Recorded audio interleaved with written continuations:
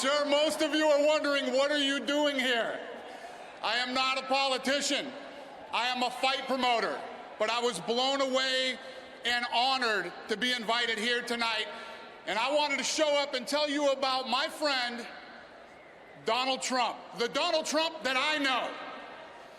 In 2001, my partners and I bought the UFC, and it was basically considered a blood sport. State Athletic Commission didn't support us. Arenas around the world refused to host our events. Nobody took us seriously. Nobody. Except Donald Trump. Donald was the first guy that recognized the potential that we saw in the UFC and encouraged us to build our business. He hosted our first 2 events at his venue. He dealt with us personally. He got in the trenches with us, and he made a deal that worked for everyone. On top of that, he showed up for the fight on Saturday night and sat in the front row. Yeah, he's that guy. He shows up. Donald championed the UFC before it was popular, before it grew into a successful business, and I will always be grateful, so grateful to him for standing with us in those early days. So tonight, I stand with Donald Trump. Let me tell you 3 things that I respect about this man. First, Donald has great business instincts. He supports businesses of all sizes. He'll make it possible for them to grow and succeed, which is the backbone of a strong economy. Second, Donald is a hard worker. This guy's gonna get up there, he's gonna roll up his sleeves. He will work with people, and he will put in the time to get things done. Third, for over 15 years, Donald Trump has been a loyal and supportive friend.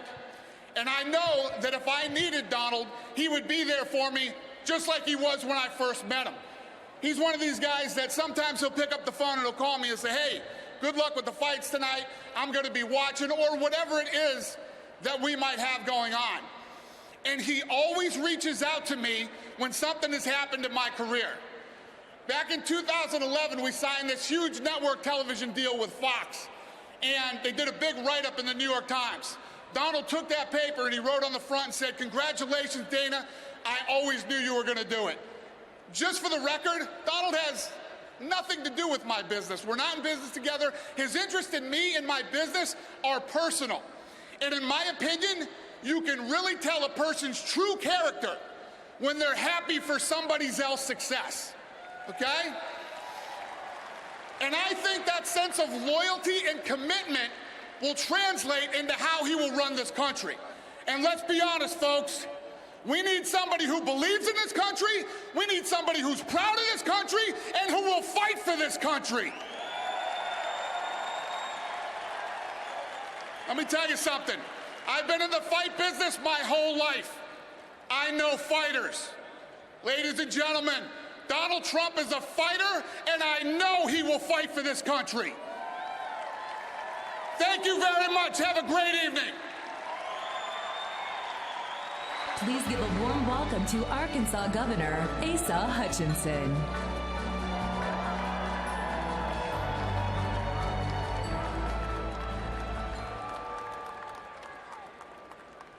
Ladies and gentlemen, I hail from the great state of Arkansas.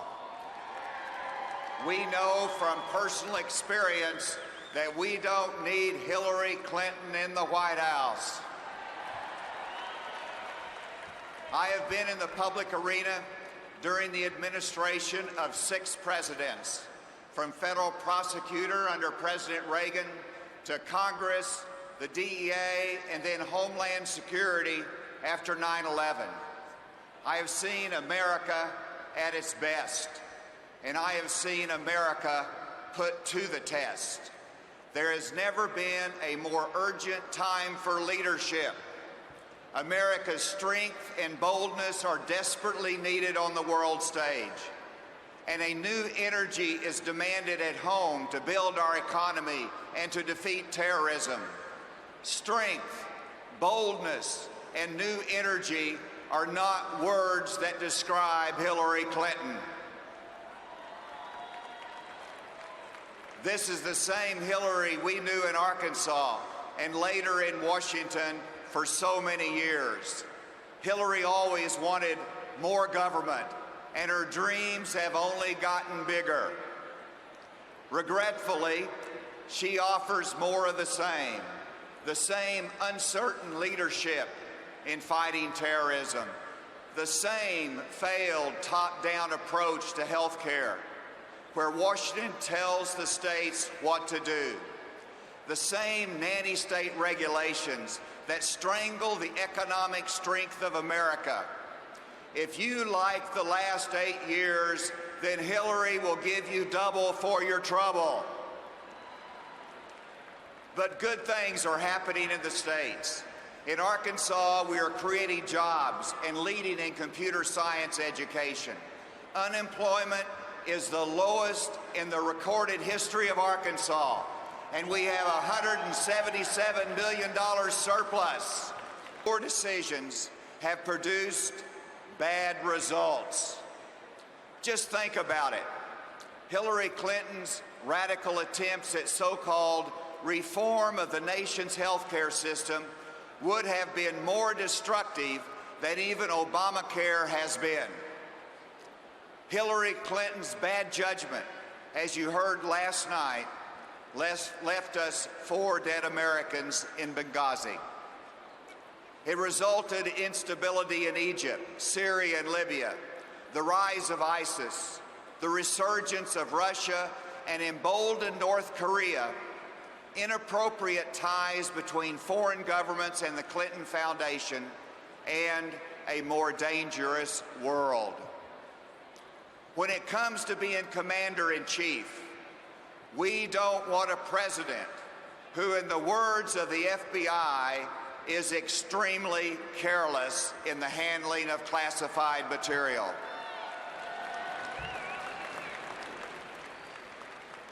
Donald Trump represents a different kind of leadership.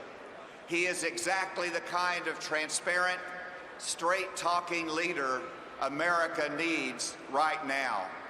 A Hillary Clinton presidency will endanger our national security. It will be the wrong direction for our economy and will undermine the innovation coming from the states. A Trump presidency will be about the art of the possible.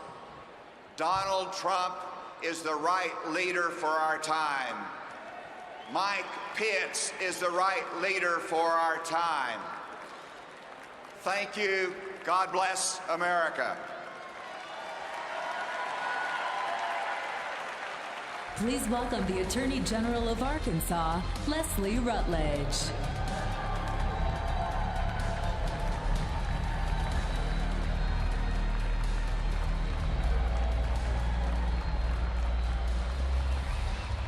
Good evening. Sometimes Hillary Clinton speaks with a New York accent. Sometimes an Arkansas accent. But y'all, this is what a real Arkansas woman sounds like. Hillary may not know where she's from, but Arkansans know exactly who she is. Arkansans know who I am.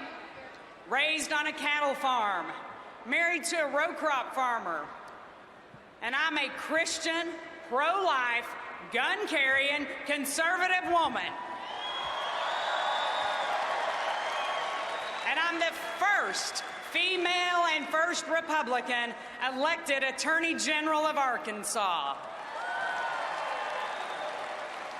The very same office Bill Clinton held when those two launched their careers of corruption. Hillary says when they left the White House, they were poor. And while they've made millions, she's still poor in all the ways that really count. Poor judgment, poor policies, and poor decisions. Hillary is a lawyer, but she acts like the law doesn't apply to her.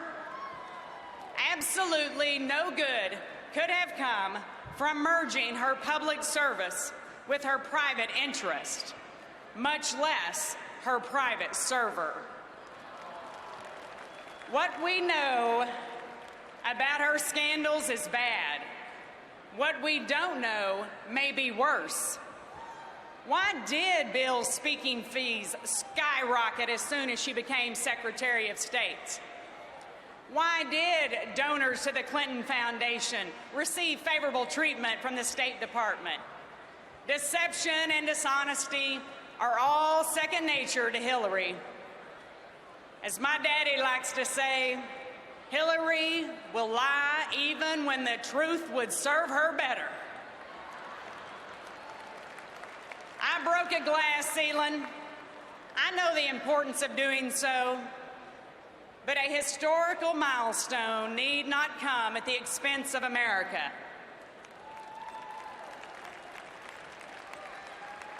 Unlike Hillary, Donald Trump knows that women and men are not single-issue voters. We care about jobs, the economy, and national security. I know this race will shape the Supreme Court for generations. Do we want the late Antonin Scalia to be replaced by a liberal activist judge? Donald Trump will nominate conservative justices who will uphold the Constitution, support the rule of law, and rein in out-of-control federal bureaucrats. Frankly,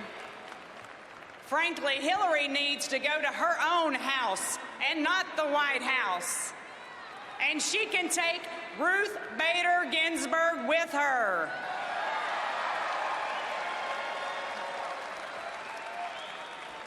My fellow Americans, it's time to update your resumes because Donald Trump is growing jobs, and with a Trump presidency, America will be closed to overregulation and open for business. God bless each and every one of you, and God bless America. Thank you.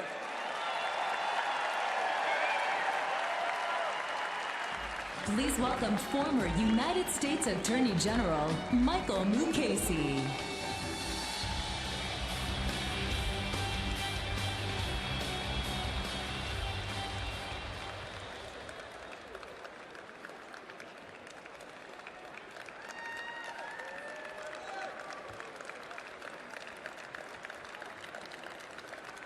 You know, over the years, Hillary Clinton has done a lot of things and said a lot of things to show why she should not be President of the United States.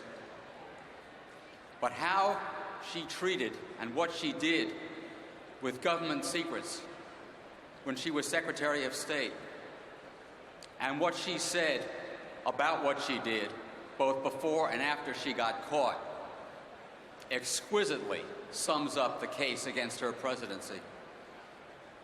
She sent and received secret and top secret and beyond top secret information and emails on an unsecure private email system instead of on the secure government system. And she did it without authorization. She said, falsely, that there was no classified information.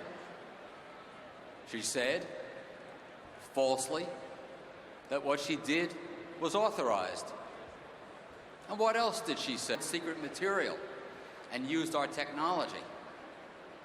That's from her book, which is entitled, ironically, Hard Choices. Hard choices indeed. In reality, we now know that she chose to use her private email overseas in countries that were hostile to the United States and that have sophisticated hacking capability. Although her system was so remarkably primitive, the FBI couldn't figure out whether or not it had been hacked. We do know that the emails of people she communicated with were hacked. So I guess about her emails, we're soon going to hear the same infamous question that we heard about the death of 4 Americans in Benghazi. What difference at this point does it make? Well, it's the only oath that's set forth in the Constitution, to faithfully execute the office and to preserve, protect, and defend the Constitution.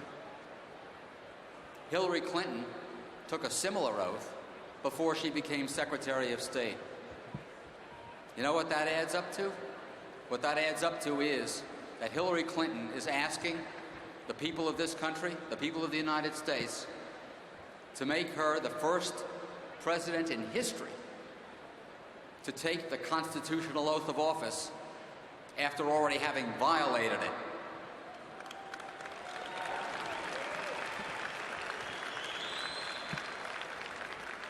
The message from this convention to everyone watching these proceedings, and the message to her, should be loud, clear, and short. No way, Hillary. No way on earth. Thank you very much. Please welcome from New York, businessman Andy West.